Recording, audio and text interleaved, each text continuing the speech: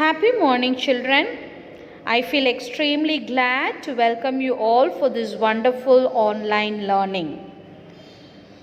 It gives me a great happiness to meet you all as we join together in learning.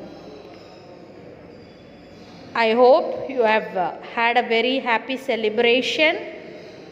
It's quite difficult to come back to steady mode, but still let's concentrate and try to recap what we have learned last week. This is a continuation of our last lesson link where we were discussing about plant anatomy, the internal structures, about the types of tissues. In our today's link also, we will continue the various tissue systems. The more you have to recognize is how good you are going to draw the diagrams. Diagram drawing is very important as considered of this lesson. Take time, practice to learn how to draw the diagrams. Come on children, let's explore knowledge and gain more information about tissue system. Last class we have discussed about plant anatomy with its definition, that is, it is a study of the internal structure. So internal structure consists of cell, which is the basic structural and functional unit of life. The cell, when it groups together, it makes up tissues. The tissues are of two types. One is meristematic, the other one is permanent. The meristematic tissues, they undergo continuous cell division. Cell division will be taking place, and those cells are called the meristematic tissues. And this is permanent tissue where the cell division stops and attain its permanency. It will not further undergo cell division, and those cells are called the permanent cells. These permanent cells are classified into two. One is the simple tissue, the other one is complex tissue. The simple tissue is made up of only one type.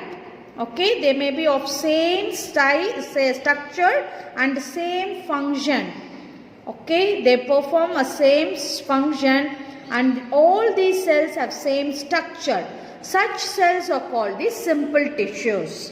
Simple tissue is of parenchyma, collenchyma and sclerenchyma. The second one is complex tissue, which are doing different function and they are having different structure also. In other words, we can say complex tissue is made up of one or more of these simple tissues. Any of these simple tissues together, they make the complex tissues.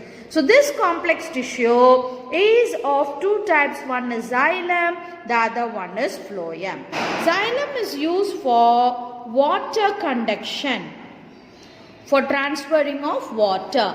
Phloem is used for food conduction, for conducting of food material. So these two substances makes the complex. I believe you all could recollect what we have discussed in our last class. Now let's move to the next topic, that is tissues. Now the tissue is going to organize as the tissue system. Okay, this tissue is now going to get divided to tissue system. We are going to deal about the tissue system in today's class. There are three types of tissue system. One is epidermal tissue, ground tissue and the vascular tissues. So these tissues we will learn now, and followed by that we will be studying about the internal structure of a dicot root, dicot stem, dicot leaf, monocot root, monocot stem and monocot leaf. Altogether 6 type studies we will be learning after learning the tissue system. Now let's move to the epidermal tissues. What is an epidermis? When you cut a root, you find a circular region, maybe this like. The outer region of the cut part is called the epidermis. So epidermis is always the outer region. As it is present outside, this region protects the underlying tissues. So epidermis is also known as a protecting layer. As this is the outer layer, it protects all the inner tissues. So epidermis makes the outermost part. The innermost part is called the vascular bundle. Okay, the innermost is called the vascular bundle. This vascular bundle is made up of xylem and the phloem. Okay, phloem and xylem are used for conduction of food and water. So the conducting system takes place in the center region, which we call it as the vascular bundle. It may be differing in some plants also. And the region between this epidermis and the vascular bundle, this in between region, this is called the fundamental or ground tissues. Is called the fundamental tissue or the ground tissue. So three types of tissues are seen here. The outermost is called the epidermal layer, epidermal tissue, and the innermost is called the vascular tissue. And the region between the vascular and the epidermis is called the fundamental tissue. So this is what we are going to learn now. Let me start with the epidermal tissue. Epidermal tissue. Already I have told epidermal tissues are the tissue that are present in the outermost layer. Let's take the root. This is a root, epidermis, the outermost layer of the root. This layer is called rhizodermis. You can see the outermost layer is made up of two types of cell. One cell is a long, we call it as a long cell. The other cell you can find it is very short. This is called as short cell. Now, this short cell is called by another name called the trichoblast. What is it called as? Trichoblast. So, the epidermis of the root is also known by the name called rhizodermis. Rhizodermis. As rhizo indicate root. As this epidermis is present in the root, it is called rhizodermis. This rhizodermis is made up of single layer of cells. Only one layer you will be having. And this one layer of cell is alternated by two types of cell. One is a lengthy one, the other one is short. Lengthy and short, long and short. These short cells are called the trichoblast. And from this short cells, you will have the root hair forming. A minute root hair will be formed from this small short cell called the trichoblast. So this is called the root hair. Is it clear? Now can you conclude what are the tissues that is present in the root? The epidermis of the root is called rhizodermis and it is made up of two types of cells, long cell and short cells, and this short cell is called the trichoblast, from where the root hairs are formed. And one more thing is, these cells do not have chlorophyll pigment. As we know, root do not have chlorophyll pigment. So no chlorophyll.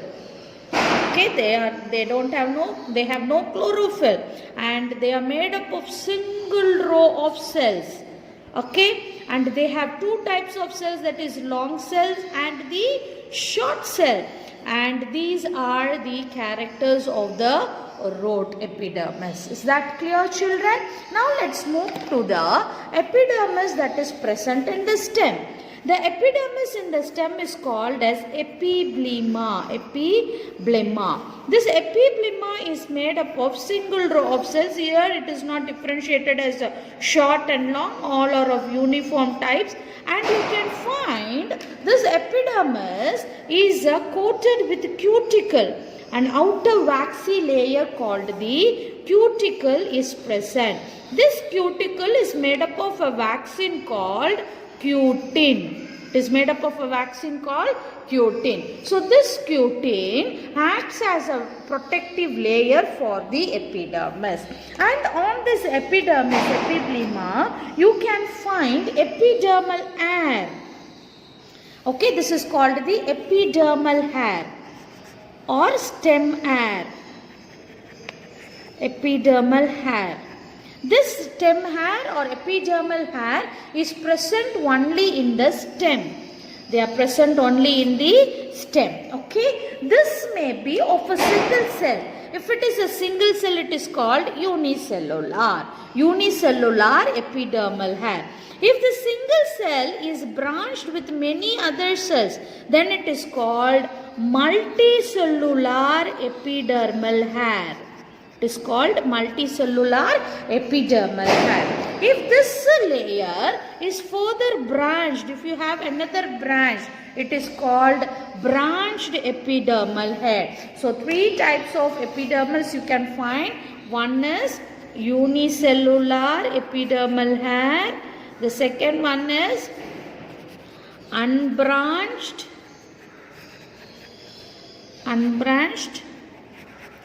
multicellular. The third one is branched multicellular. Okay, so these are the three types of hairs. So unicellular, multicellular and branched multicellular. And you can find the cuticle covering all these layers. You will have cuticle present on this layer. It is a waxy substance. So this is about the epidermis of the stem. Let's move to the epidermis of the leaf. In leaf, you find many interesting characters. This is the epidermis. The epidermis of the leaf consists of chlorophyll pigment, and you have got beautiful bean-shaped structure. This bean-shaped structure, do you know what is this bean-shaped structure? It is called the guard cells. Okay, this is called the guard cells. Now, these guard cells, they close and open. When they close, they come together. And you find a minute opening over here. This opening is called the stomata. Minute opening on the epidermal is called the stomata. So the opening of the stomata, the presence of stomata is purely based upon the opening and closing of the guard cells. When the guard cells are away, the stomata is wide open. When the guard cells are brought together, the stomata is closed. You can find many such stomatas in the epidermis of the leaf. The epidermis of the leaf consists of numerous stomata on the upper epidermis and few stomata on the lower epidermis. And this epidermis is surrounded by the cuticle again. This cuticle is a waxy substance which protects the inner surface from avoiding transpiration. So this is about the epidermis of the leaf. So epidermis in the root has got root hairs, and the special type of point you have to remember is about trichoblast. Similarly, when you talk about the epidermis of the stem, it is about the epidermal hair, the three types of epidermal hair. When you come to the epidermis of the leaf, a very important point is about the stomata, guard cells, the opening and the cuticle. So, what are the functions of this epidermis? As I said before, they are the outermost layer, so it helps in protection. Okay, that will be our first point. So, first point is protection, first function. Second function, it has got root hair. What does the root hair do? The root hair absorbs the minerals and it also helps in fixation. That will be your second point. Third point, what does this cuticle do? Cuticle will avoid the transpiration. It will avoid the escape of water. So that is the third point. What does this epidermal hair do? This epidermal hair not only in the stem, it also presents on the seed. So when it is present on the seed, they help in dispersion, moving, flying away. Okay, during pollination, they fly away. Dispersion, dispersal of the seed. So they help in dispersion. Let me write here. Dispersal of seed. Is it clear? Now, coming to the leaf, what does the stomata do? They help in exchange of gases. So, these are the 5 important functions. The first one is they help in protecting, they protect. Second is they check the transpiration. They check transpiration. Third is they help in dispersal of seed. The root hair helps in absorption. And the fifth one is exchange of gases. So you can add all these as the function of the stomata. Who does this? Epidermis. Epidermis protects. Who checks the transpiration? Cuticle. Who helps in dispersal? The stem hair. Who helps in absorption? Root hair. Who helps in exchange of gases? Stomata. Is it clear? This is about the functions of the epidermis. I believe you all would have understood a clear thing about it. Now let's move to the next topic, that is the vascular bundle. We'll start with vascular bundle. Already I told you vascular bundle consists of 2 things. Already I told vascular bundle consists of 2 components. One is the xylem, the other one is the phloem. Based upon the arrangement of the vascular bundle, it is divided into 6 types. The first one is called the radial. What is a radial vascular bundle? See, always the vascular bundle is surrounded by 2 regions called the endodermis and the pericycle. So this is your endodermis region present over here, and you can find the xylem and phloem present alternating to each other. See, this is going to be your xylem. Okay, this is your xylem.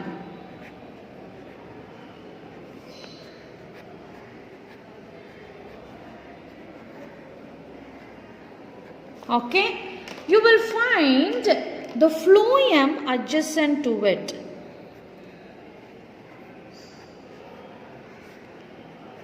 Is it clear? This is phloem. What does phloem do?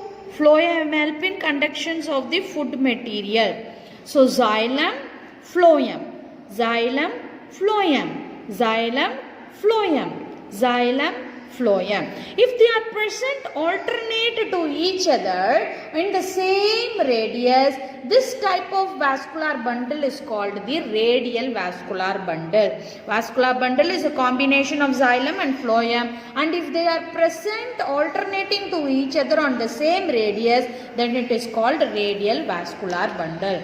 The next we will go to collateral. What is collateral? See, this is again an endodermis with the vascular bundle. Here you can find the xylem, phloem present on the top. This may be the phloem. Fine. And followed by xylem present beneath. Xylem is present beneath. So it looks like up and down. On the top layer you got the phloem, and the bottom layer you got the xylem. This is called collateral. In this collateral vascular bundle, it is of 2 types. This one is called closed. Okay, so let's see what is open. In open, you will have a tissue in between. This is a tissue. This is called the cambium. It is called cambium. If you have cambium between the phloem and the xylem, then it is called opened collateral vascular bundle. Is it clear? So collateral is of 2 types. One is closed collateral, the other one is open. If in between phloem and xylem there is no cambium, it is called closed. In between phloem and xylem, if you have cambium, it is called open. Is it clear? So this is going to be your second type. In second, 2A and 2B. Now let's see the third type in collateral, which is called the bicollateral. It's again interesting, children. Bicollateral. What is bicollateral? You got the endodermis and you will have two cambiums. One cambium here and another cambium here. It looks like a three-storied buildings, and the xylem in the middle with phloem on either two of the sides. Phloem on two sides. Is it clear? Is it clear? This is going to be your phloem. And this is also phloem. So phloem on two sides, followed by cambium also on two sides. Cambium 1. This is going to be second cambium. And this part is called the xylem. So this kind of arrangement is called bicollateral. You got two collaterals, two tissues, phloem, xylem, phloem, and you have two cambium. That is more important, two cambium partitioning the system. So this is going to be your third variety. Okay, first we did radial, second in collateral closed and open, third is bicollateral. Now moving on to the fourth topic. The fourth one is called conjoint. What is it called as? Concentric. Okay, concentric. What is concentric? See, it is also in circular structure. You will find one tissue in the center and another tissue present outside. Okay. This you can find, let me take it as phloem, and let this be xylem. Xylem in the center, surrounded by phloem, then it is called amphivessel. When xylem is center and phloem is outside. The next one you can find that who is in the center? Sorry, I should have kept a dot. Who is in the center? Tell me who is in center. Phloem in the center, surrounded by the xylem. So this is called amphicribral. Okay, two types. Here, who is in the center? Phloem in the center and xylem towards the periphery. So this is called amphicribral. Concentric, inside, everything is inside circle. So one tissue is enclosed inside and surrounded by the other tissue. If xylem is inside, it is called amphivessel. If it is phloem is in the center, it is called as amphivessel. So these are the different types of vascular bundle. So vascular bundle is nothing but arrangement of xylem and phloem, and you can find different kinds of arrangement over here. Now let's move to the next topic.